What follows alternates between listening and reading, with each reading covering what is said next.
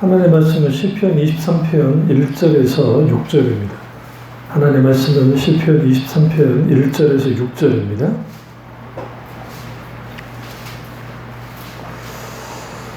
여호와는 나의 목자시니 내게 부족함이 없으리로다. 그가 나를 푸른 풀밭에 놓으시며 쉴만한 물가로 인도하시는도다. 내 영혼을 소생시키시고 자기 이름을 위하여 의의 길로 인도하시는도다. 내가 사망의 엄청난 골짜기로 다닐지라도 해를 두려워하지 않을 것은 주께서 나와 함께 하시니라. 주의 지팡이와 막대기가 나를 안위 하시나이다. 주께서 내 원수의 목전에서 내게 상을 차려주시고 기름을 내 머리에 부으셨으니 내 잔이 넘치나이다. 내 평생의 선하심과 인자하심이 반드시 나를 따르리니 내가 여호와의 집에 영원히 살리로다. 아멘. 말씀 제목은 하나님을 향한 신뢰의 고백이라는 제목으로 말씀 나누도록 하겠습니다. 하나님을 향한 신뢰의 고백이라는 제목으로 말씀 나누도록 하겠습니다. 시편 23편은 특별히 시편 중에 가장 시편의 꽃이라 할 수 있고 또 너무나 많은 하나님의 사람들의 사랑을 받는 시입니다. 근데 이제 시인데 우리가 신학적으로 시편을 구분을 낼 때 여러 구분을 해요. 감사의 시, 신뢰의 시, 제왕시, 탄원시, 또 왕의 입성시 막 여러 가지가 있는데 학자들마다 이제 이것에 대한 그 접근 방식이 좀 있는데 어떤 학자는 시편 23편을 감사의 시라고 보기도 해요. 그런데 중요한 거는 시편 23편에 주 여호와께 감사하리로다. 어떤 일 때문에 감사하리로다 라는 그런 말씀이 없습니다. 그래서 그런 의미에서 신뢰의 시라고 볼 수 있습니다. 그럼 신뢰의 시는 뭐와 관계 있냐면 탄원 시와 비슷해요. 그러니까 탄원에 대한 말을 아까 앞에 안 했는데 탄원 시와 신뢰의 시의 그 신뢰의 시의 차이점이 뭐냐면 거의 비슷한 것 같은데 신뢰의 시는 철저하게 그 하나님 그분을 향한, 그러니까 하나님이 예를 들어 신뢰의 시가 그 탄원의 시의 구성 요소를 같이 가져가는데 하나는 하나님의 부르심에 대하여 이제 고백을 하고 두 번째는 하나님을 향한 탄원 혹은 불평합니다. 어떻게 이렇게 이런 일이 우리에게 벌어질 수 있습니까?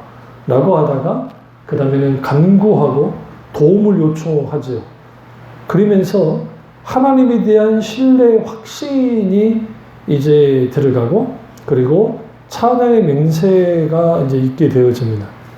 그런데 탄원시는 이 전체를 포함하고 있다고 한다면 오늘 시편 23편은 신뢰, 그러니까 하나님을 향한 하나님에 대한 신뢰의 확신이 이게 굉장히 여기에 핵심으로 담겨져 있는 시입니다.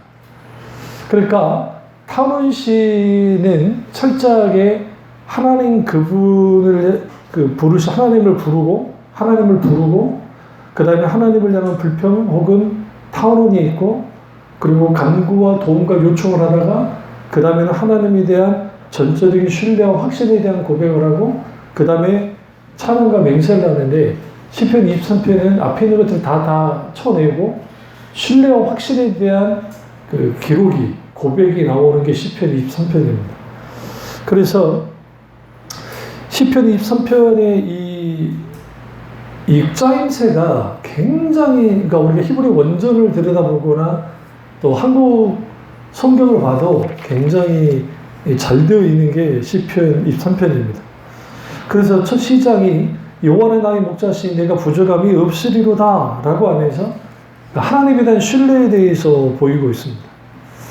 근데 여기서 우리가 이 여호와는 나의 목자시기 때문에 내게 부족함이 없다 할 때에 이거는 시제가 세 가지 시제를 같이 가져가요. 이게 미완성인데 내가 지속적으로 주님에 대한 신뢰를 갖습니다. 그런데 여기서 중요한 게 목자라는 이 표현이 굉장히 중요한 거예요. 하나님을 목자라 할 때 주로 개인의 목자라고 표현한 경우는 성경에 나오지 않아요. 딱 두 개 나와요, 두 개. 오늘 시편 23편 여호와는 나의 목자 내가 부족함이 없으리로다 라고 하는 이 시편 23편이 그 다음에 창세기 48장 15절에 그 나의 목자 되신 하나님에 대한 고백을 하는데 이 두 개 외에는 하나님을 나의 목자라고 표현한 경우는 없어요. 이것은 뭘 의미하냐면 고대 사회에서의 목자의 의미는 왕권과 관계가 있어요. 왕권. 그러니까 왕권에 대한 상징이 있습니다. 그래서 하나님을 향해서 이스라엘 백성들이 여호와 하나님은 목자십니다 라고 하면 당신은 우리의 왕이십니다. 멜렉 왕이십니다 라는 그 의미를 갖죠. 그냥 왕이 아니라 강력하면서도 동시에 자비로운 왕, 자비로운 통치자라는 의미가 목자에 있어요. 그런데 유독 시편 23편에서 여호와는 나의 목자이십니다 라고 해서 이스라엘 백성 전체 집단으로 사용되어졌던 목자라는 이미지를 이제는 어떻게 하느냐? 다윗과 하나님과의 관계를 통한 그런 목자라고 이제 고백하고 있어요. 이것을 뭘 의미하냐? 다윗이 하나님과 얼마만큼이나 친밀하고 그리고 가까운 사이에 있는지를 잘 드러내고 있습니다. 근데 여기서 부족함이 없다 할 때에 여호와는 나의 목자시기 때문에 내게 부족함이 없습니다 라고 할 때 이거를 동사 시제가 히브리어 미완령으로 되어 있는데 이것은 그 히브리어에서의 미완령은 지속적인 의미를 가져요. 이 말은 무슨 말이냐면 목자이신 하나님 때문에 그동안 내가 부족함이 없었고 지금도 부족함이 없으며 앞으로 부족함이 없을 것입니다 라는 고백입니다. 여호와는 나의 목자에 내게 부족함이 없습니다 라고 하는 것은 단순히 내가 지금 부족함이 없는 그러한 단순한 그 상태에 있다는 것보다는 과거, 현재, 미래적 의미 속에서 주님이 내게 정말 부족함이 없는 분입니다. 다시 말하면 과거에 대한 감사와 그 다음에 현재에 대한 만족과 미래에 대한 확신이 담겨있는 게 여호와는 내게 나의 목자시기 때문에 부족함이 없으십니다 라는 의미 속에서 드러나고 있는 겁니다. 그러면 우리는 여기에서 그분이 왜 그러면 오늘 다윗이 하나님을 신뢰했을까? 신뢰 이유가 뭐냐는 거예요. 그것은 그분이 목자이시고 그 목자이신 하나님이 인도하시기 때문에 그렇습니다. 인도하시는데 주님이 두 방향으로 인도한다는 거예요. 하나는 푸른 초장으로 인도하고 다른 하나는 쉴만한 물가로 인도하는 겁니다. 여기서 초장은 풀밭을 의미해요. 그러니까 푸르른 풀밭. 그리고 우리가 쉴만한 물가는 잔잔한 물가를 의미합니다. 그런데 여기서 하나 우리가 명심해야 될 것은 우리나라 같은 경우에는 우리나라 기후는 몬순, 그러니까 동남아 지역에 있는 몬순 소나기 막 비 내는 거 있잖아요. 그 기후대에 속해 있어요. 우리는 여름에, 그러니까 우리는 아니라고 생각하지만 그래서 장마철에 비가 엄청나게 오잖아요. 그래서 우리는 쉽게 푸른 초장을 볼 수가 있어요. 우리나라는. 그러나 이스라엘은 아무리 겨울이 우기철이니까 겨울 우기철에 비가 내려도 우리가 생각하는 이런 초장이 보이지 않아요, 잘. 근데 그 초장을 찾으려면 아주 노련한 목자는 어느 지역에 초장이 있다는 걸 알아요. 그러니까 거기로 데리고 가는 거죠. 그것을 의미합니다.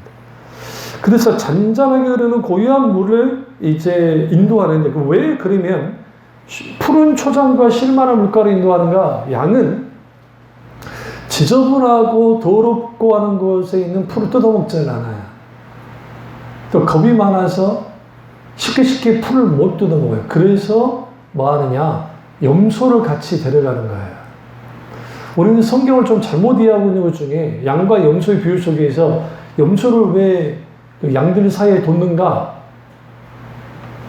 양들이 자기들끼리 막 뭉치고 있으니까 뭉치면 열이 나고 그럼 거기서 죽을 수 있으니까 염소들은 성질이 고약하고 못해 쳐박아가지고 그냥 그거 뭉쳐있으면 엉덩이를 뿔로 받아버린다. 그러니까 말도 안 되는 설교들을 예전에 과거에 목사님들 하셨거든요.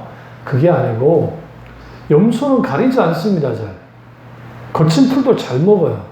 그러니까 염소가 그 풀을 탁 뜯어먹는 걸 보고 양이 안심을 하는 거예요. 아, 뜯어 먹어도 되는구나. 같이 뜯어 먹는 거예요. 그러니까 염소가 하는 역할은 뭐냐? 거기에 풀을 뜯어 먹을 수 있는 역할을 해주는 거예요.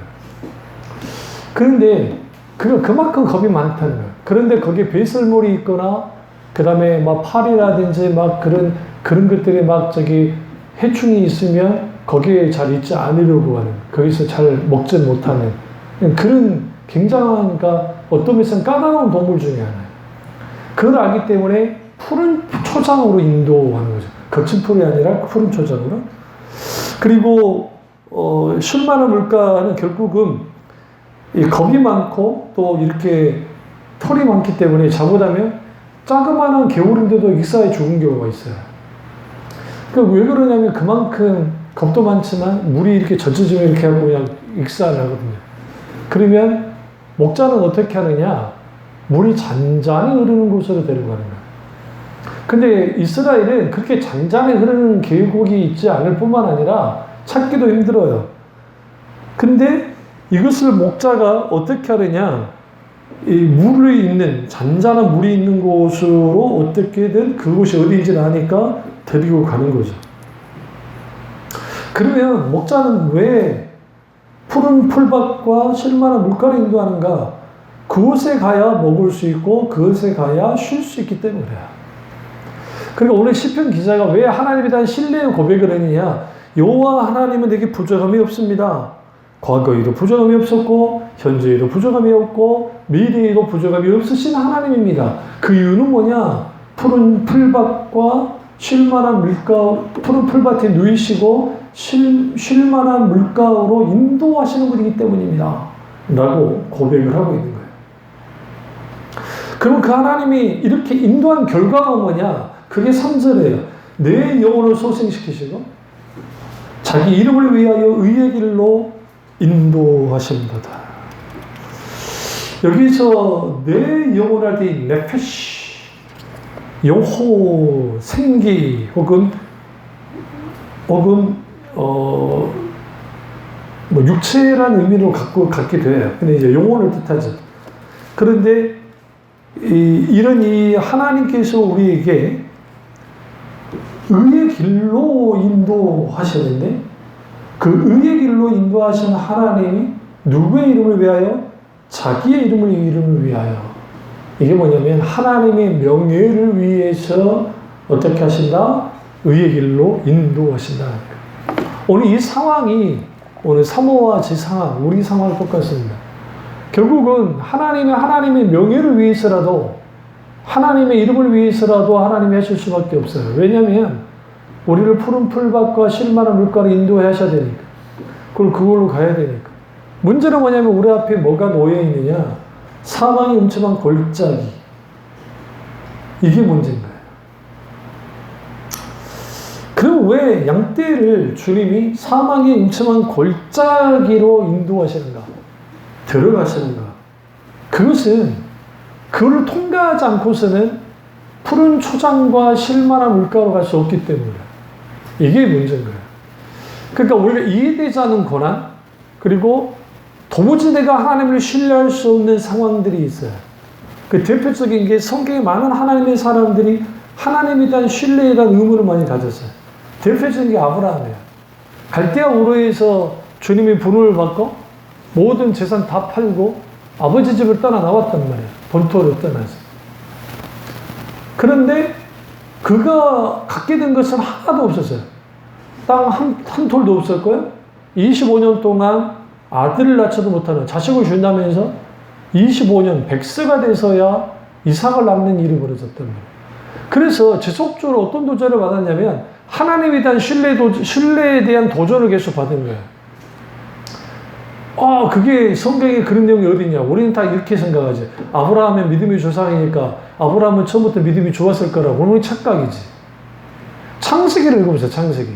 왜 하나님이 반복적으로 아브라함에게 저 별들을 봐. 내가 네 자손을 별들만큼 많이 줄게. 또 이따가 저 모래, 바다의 모래를 봐. 저 모래 수만큼 너의 자녀들이 많아질 거야. 왜 이렇게 반복한다고 생각하세요? 아브라함이 전폭적으로 하나님을 전적으로 신뢰했으면 자녀를 준다는 것에 대한 신뢰가 있었다고 한다면 하나님이 반복할 이유가 전혀 없어요. 그리고 성경에 그가 75세에 갈대아우를 나왔고 얼마 되지 않았어 가장 먼저 했던 일이 뭐냐면 그의 그의 자식과 같은 종이 엘리에셀에게 자신의 후계자 자리를 물려주려고 하는, 넘겨주려고 하는 행동을 해요. 이 말은 하나님에 대한 신뢰, 그러니까 하나님의 분을 받고 나오긴 했지만 자식을 준다고 하는 하나님의 전적인 신뢰가 무너져 있는 상태가 된 거예요. 그 순간. 왜? 너무 오래 가니까. 주어지지 않으니까. 그러자 하나님이 다시 나타나셔서 하늘의 별들을 봐. 엘리에셀을 통해서 하는 게 아니야. 나는 너의 사라의 몸에서 난 자가 내게 약속된 자녀야. 그러니까 너는 내만 믿어. 그러면서 뭐 주님이 언약하셔가지고 그러면 그때 아브라함이 아멘 아멘 하면서 신뢰하죠. 그리고 난 다음에 그가 9년이 이제 거의 10년이 지나고 난 다음에 자식이 그때까지 주어지지 않는 거예요. 그러니까 다시금 하나님에 대한 신뢰, 자식을 준다고 하는, 아들을 준다고 하는 신뢰가 무너지기 시작한 거죠. 흔들린 거죠. 흔들리자 사라가 하는 행동이 하가를 취해서 자식을 낳자라는 거예요. 이것은 오늘 우리 시대의 기준으로 보면 안 돼요. 왜냐하면 고대 시대에는 이게 흔한 일이었어요. 흔했단 말이에요.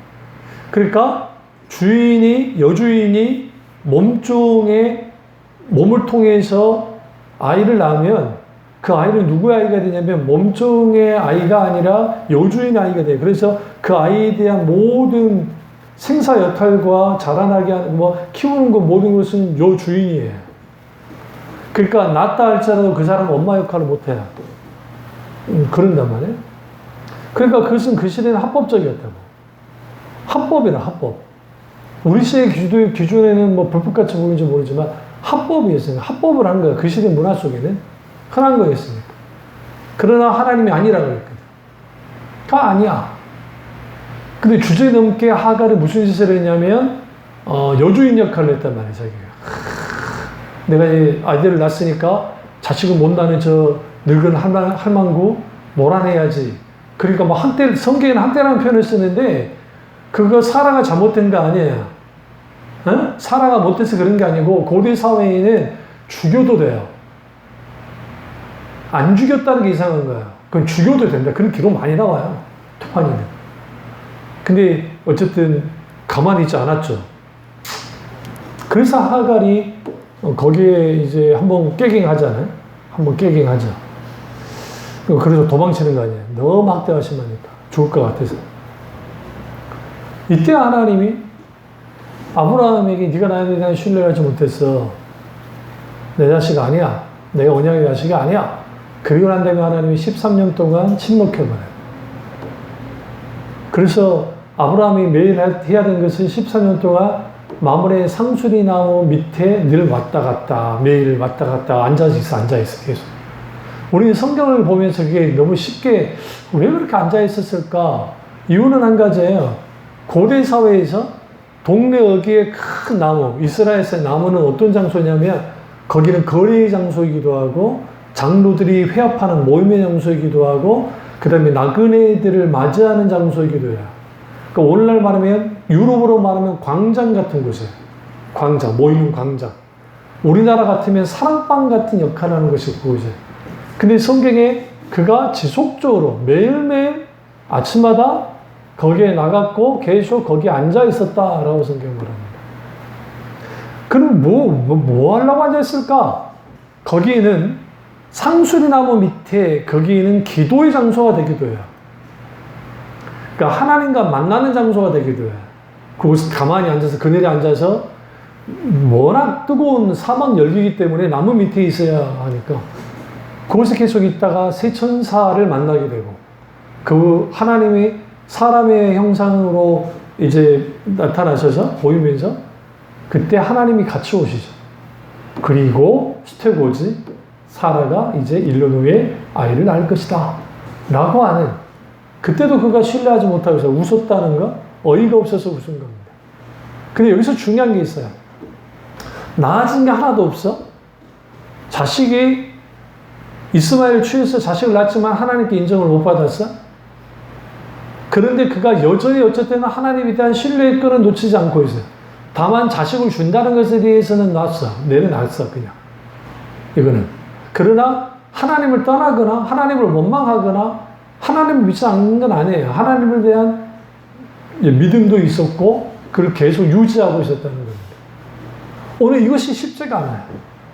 하나님이 마땅히 해줘야 될 때 해주지 않을 때 하나님에 대한 신뢰를 끈을 놓지 않는 것. 그것은 오늘 우리가 마치 광야를 통과해 나아갈 때에 내 인생의 광야, 정말 시간의 광야, 기타는 광야를 통과해 나갈 때 우리가 가져야 될 태도예요. 욥이 그래했고 아브라함이 그래했고 그들은 입술로 하나님께 대하여 원망하거나 하나님께 대하여 대적하지 않았어요. 어쨌든 이유는 있을 거야. 그러나 그 이유는 모르겠어. 우리도 도저히 알 수가 없어. 그러나 내가 하나님을 저버릴 수는 없어. 주 없이는 살 수 없기 때문에 나는 주님을 기다릴 뿐이고 주님은 주님의 역할을 하실 텐데 언제 할지는 모르겠어. 그냥 있었어요. 아브라함은 그가 이스마엘을 하갈을 취함으로 죄를 졌기 때문에 13년이라는 기간이 연장이 된 거고, 그러나 하나님은 때가 되자, 하나님이 타이밍이 되자 찾아오셔서 이삭을 줍니다. 여호와는 나의 목자시니 내가 부족함이 없고, 근데 그분에 대한 신뢰가 왜 신뢰할 수밖에 없냐? 그분이 내 영혼을 소생시키시고 자기 이름을 위하여 하나님 자신의 명예를 위하여 양떼들을 구원해야만 한다. 하나님의 자녀를 구원해야만 한다. 이게 시편 23편에 묵직하게 흘러가는 것이고 시편 전체가 잘 드러납니다. 이 부분을. 그러면 시편 기자가 하나님에 대한 신뢰의 확신이 단순히 그분이 나의 목자이시니까 보호해 주시니까 그러니까 무조건 내가 하나님께 대하여 신뢰하는 것인가? 그렇진 않아요. 여기서 중요한 것은 함께 하신다는 게 굉장히 중요해요. 함께 한다. 여기서 그러니까 주께서 나와 함께 하심이라. 그러면 어디를 함께 해요? 사망의 음침한 골짜기. 히브리어로 짠마웨트, 어두움이 깊은 곳이라는 뜻입니다. 우리 번역에는 사망의 음침한 골짜기라는 표현을 쓰는데 이 골짜기라는 표현이 우리가 생각하는 그런 골짜기 생각하면 안 돼요. 우리나라는 골짜기가 깊어요. 네, 그런데 이 골짜기는 산양들, 그러니까 염소라든지 이런 양 말고 산양들이 다니는 곳이에요. 그럼 왜 그 길로 다니느냐? 천적을 피하려고. 들짐승들, 거기 사자든 이리든 뭐든 막 그들이 걸림에 잡혀 먹으니까 그들이 잘 다니지 않는 곳을 그렇게 다녀요. 그런데 여기에서 그 사망의 음침한 골짜기, 어둡고 캄캄한 그 길을 가는데 여기에서 히브리적 의미 속에는 또 하나는 뭐냐면 아주 길이 없는 곳을 의미하는 게 아니에요. 놀랍게도 이스라엘은 지중해 쪽에 해안가 길이 있고 중부 산지에 있는 킹스로드라고 하는 왕의 길이라는 길이 있어요. 전쟁로예요. 전쟁로. 놀랍게도 그 골짜기를 전쟁로예요. 다시 말하면 수레바퀴가 바퀴 자국이 나 있어요. 아니면 그쪽이 상업로예요. 그러니까 전쟁을 할 때 적을 빨리 쳐야 되니까 빠른 길을 선택할 거잖아요. 우리나라 생각하면 돼요. 우리나라의 그 선비들이 이제 한양에 과거 시험 보러 가잖아요. 그 우리 박달재 들어봤죠? 울고 녹는 박달재, 응? 그 다음에 문경세제.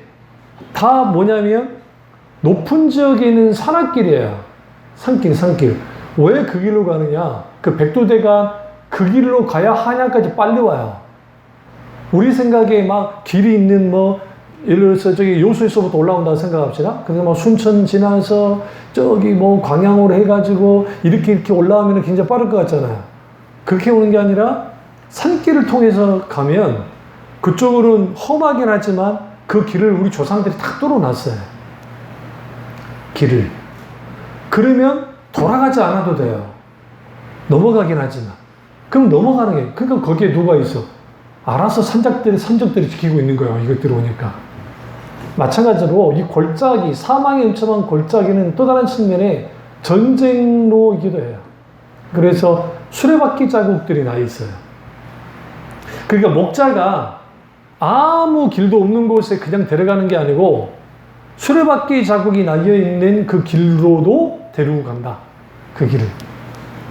그게 사망의 음침한 골짜기이기도 합니다. 또 하나는 어둡고 캄캄한이라는 의미가 뭐냐면 이스라엘은 햇빛이 너무 강하니까 이렇게 언덕 간격이 있잖아요. 그러면 그늘이 져요, 그늘이.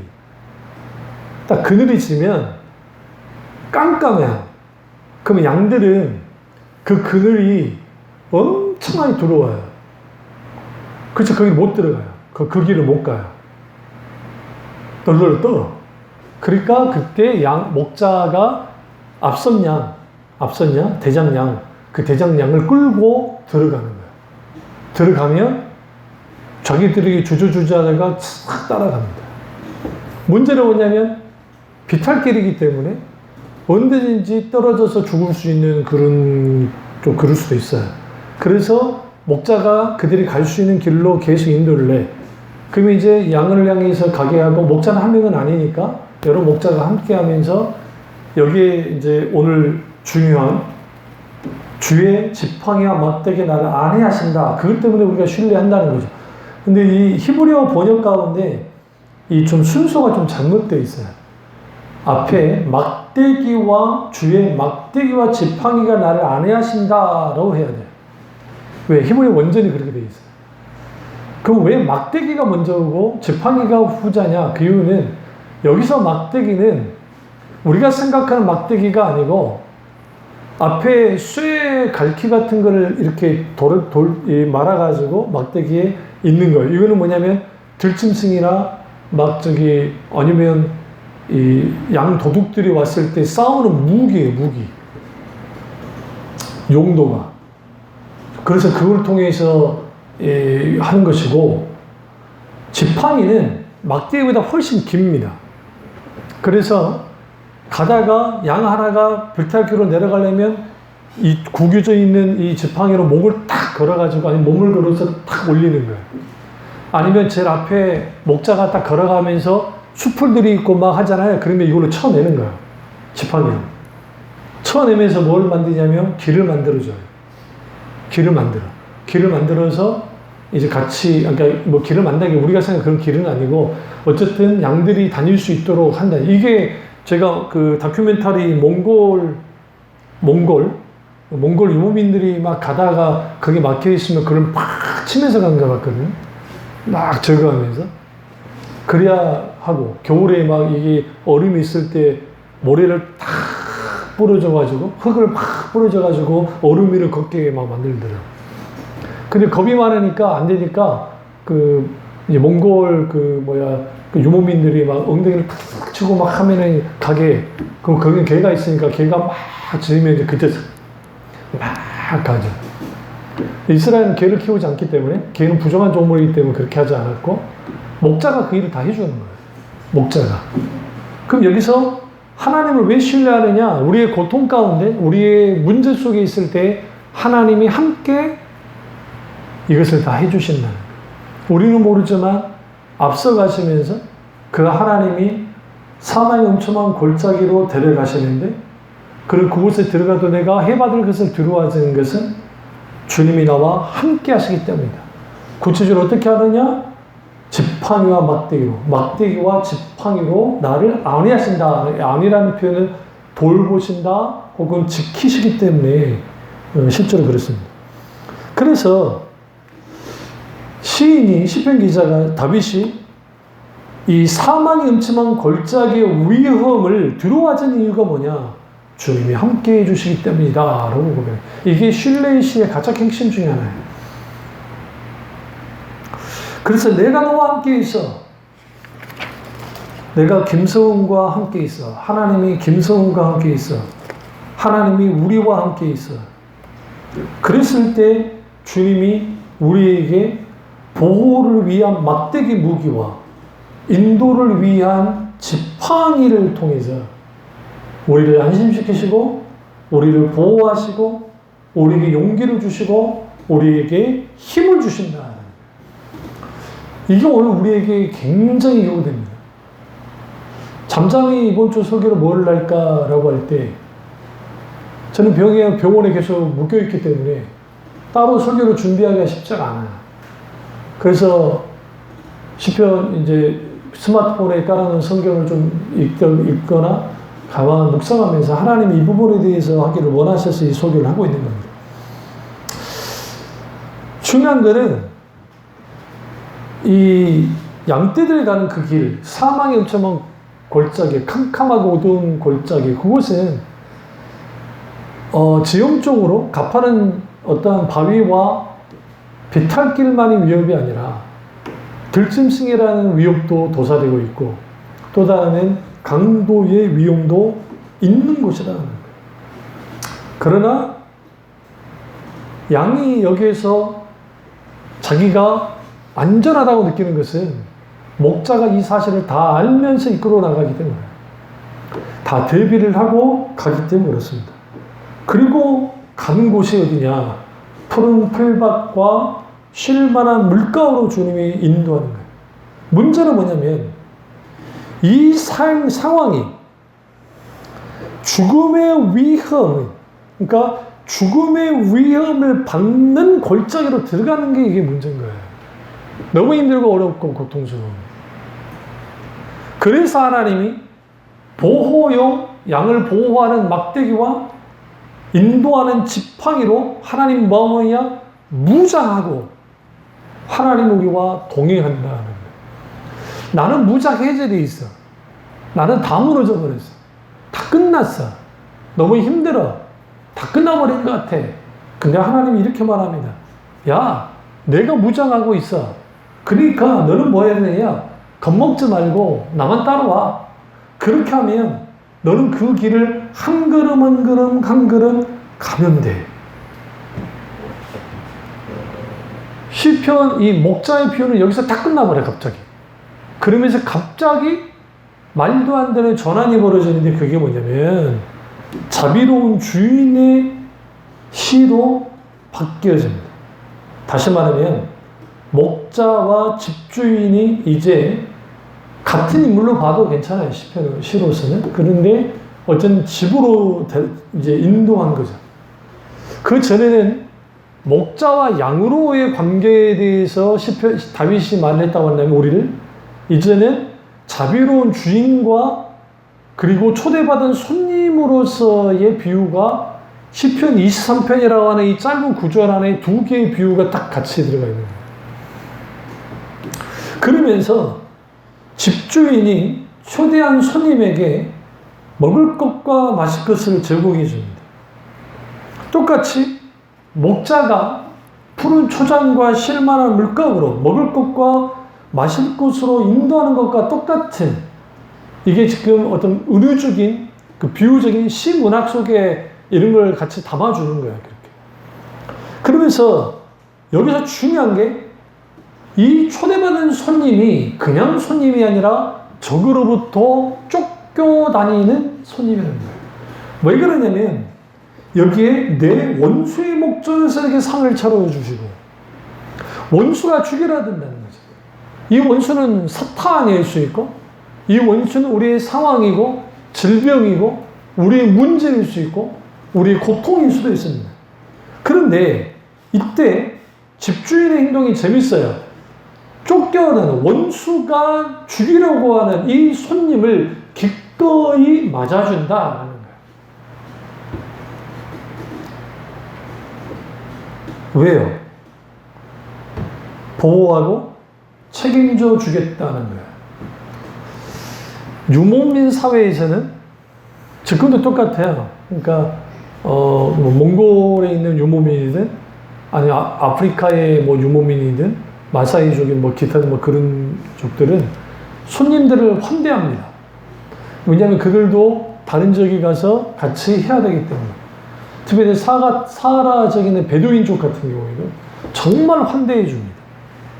먹을 거 자기들 부족해도 먹을 거 내놓습니다. 그런데 만약에 그 손님을 그래 맞이해서 식사를 하고 그러고 있는데 어떤 사람이 와서 그 손님을 막 위해를 가하잖아요. 예를 들어 쫓아와서 막 위해를 가하죠. 그러면 오늘날에도 몽골 그 사람도 마찬가지고 베두인족도 마찬가지고 그것을 자신을 향한 자기들을 향한 공격으로 받아들여요. 그래서 지켜줘요. 근데 만약에 그 사람이 이 사람을 건드리면 주위에 같은 그 베두인족들이 있기 때문에 그들이 몰려와서 그 사람을 죽입니다. 가만두잖아. 이게 고대 문화에 있는 문화에 있는 것들을 그대로 다윗이 이제 이 고백을 하는 거야. 그 집주인에게 갖고 그 집주인이 환대하면서 받아줬다. 그런데 이 손님은 초대받은 손님, 온 손님은 원수로부터 쫓기는 손님이었다. 그런데 그 주인은 뭐다? 이것에 대해서 전혀 쫓긴 것에 대해서 문제 삼지도 않았고 문제 삼을 마음도 없고 오히려 지키고 보호하려고 한다. 실제로 그러고 있다는 거. 이게 굉장히 중요합니다. 그러면 그게 어떤 거냐? 그 행동에서 가장 중요한 행동이 있어요. 그게 뭐냐면 밥상을 차려주는 거예요. 5절에 원수의 목전에서에게 상을 차려주시고 테이블 펠로우십 식탁교제를 하는 거예요. 식탁교제. 성경이 식탁교제가 굉장히 중요해요. 그래서 같이 밥을 먹는다는 것은 적이 아니라는 거예요. 적이 아니라는 거예요. 같은 편이라는 거죠. 그러니까 그 유목민 사회에서는 베두인족들도 그렇고 어디 가면 같이 들어와서 식사해라고 환대해 줍니다. 이 말은 친구라는 거예요. 당신은 우리의 친구야.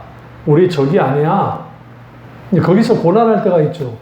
우리는 절대로 못 먹는 음식을 내놨을 때 안 먹으면 이제 굉장히 큰 신뢰가 돼요. 그래서 조금이라도 먹어줘야 돼.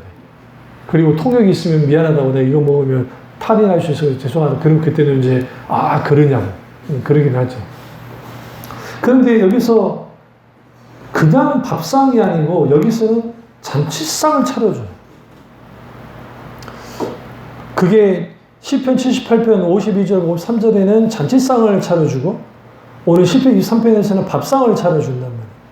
그런데 이 두 가지가 왜 중요하냐면 이 집주인은 하나님이고 그 하나님이 적에게 쫓기는 원수에게 쫓기는 그 사람을 혼대해서 받아줬고 그러면 여기서는 이제는 여기서 중요한 게 집주인인 하나님과 얼굴과 얼굴을 맞대고 식탁 교제를 나누는 귀한 손님으로 바뀌어졌다. 이게 시편 23편의 엄청난 묘미예요. 그러니까 목자의 시 속에는 목자와 함께 서성거리고 그렇게 있는 그러니까 목자가 가면 가고 쉬면 쉬고 멈추고 하는 그런 관계만 있는 게 아니라 이제는 집주인과 초대받는 손님으로서 딱 있게 됐을 때 얼굴과 얼굴을 맞대는 식탁교제를 나누는 그런 귀한 손님이 되어지고 여기서 하나님은 우리에게 무엇을 요구하느냐?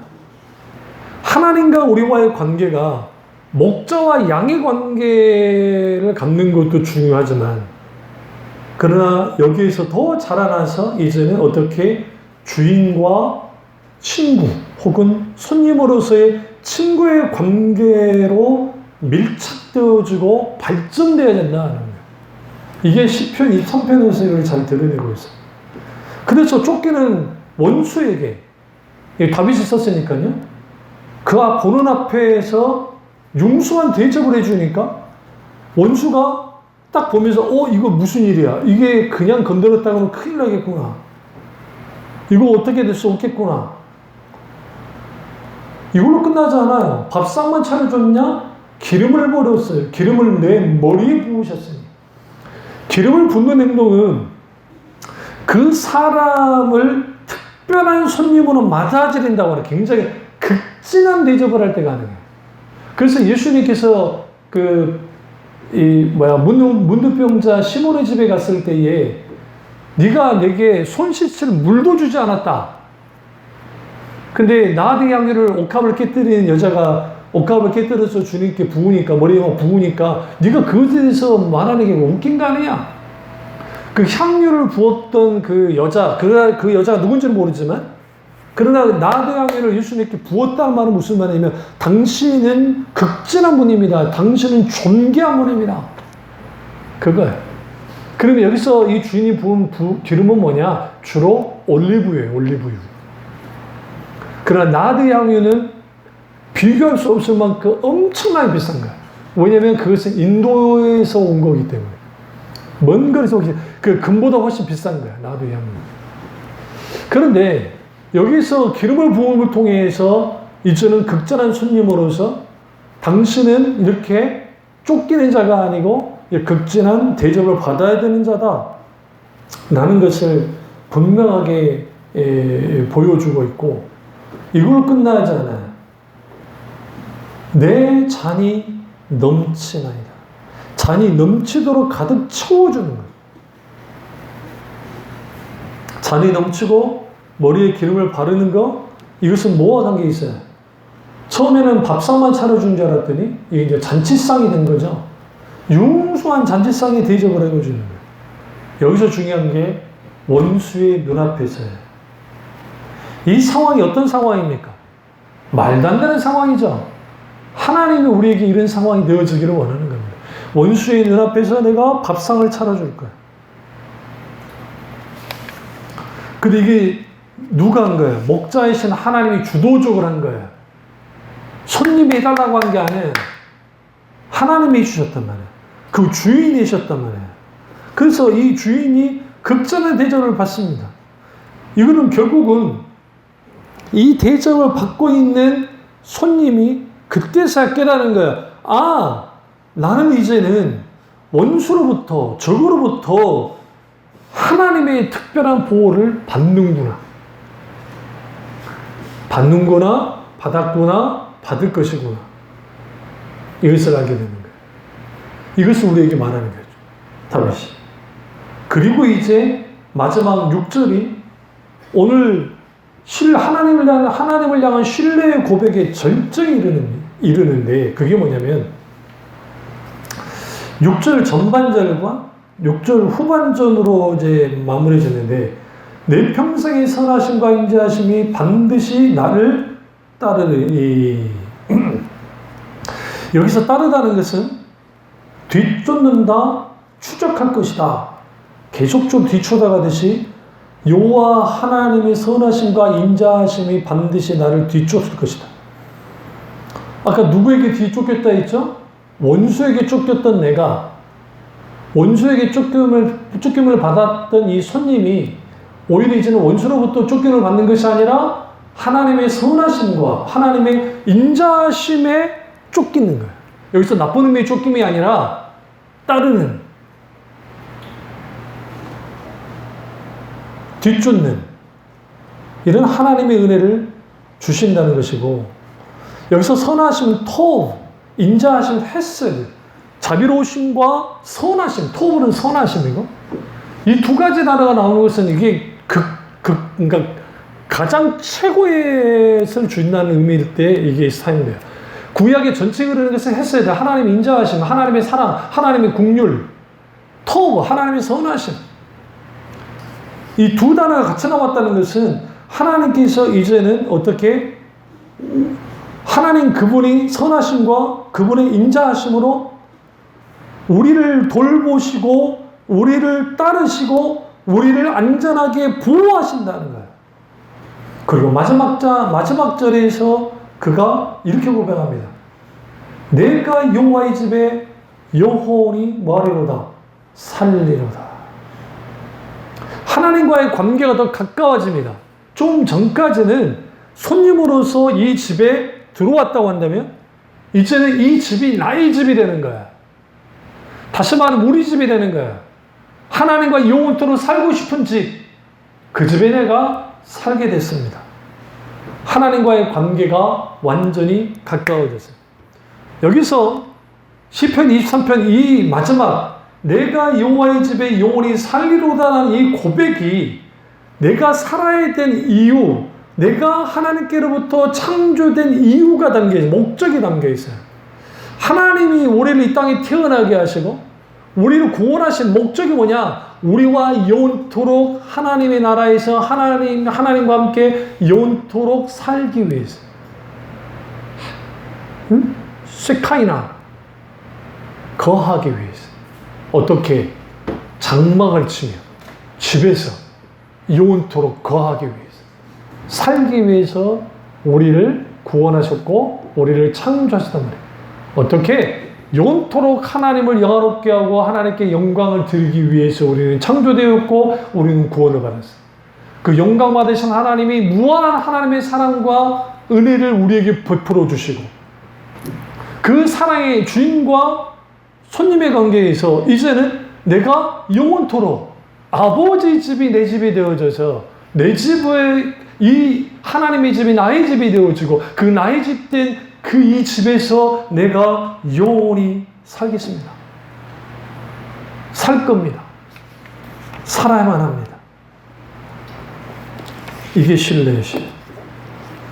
그래서 오늘 우리가 시편 23편에서 시인이 여호와는 나의 목자시니 내가 부족함이 없으리로다 라고 하면서 신뢰에 확신해서 하나님은 내가 부족함이 없는 분입니다.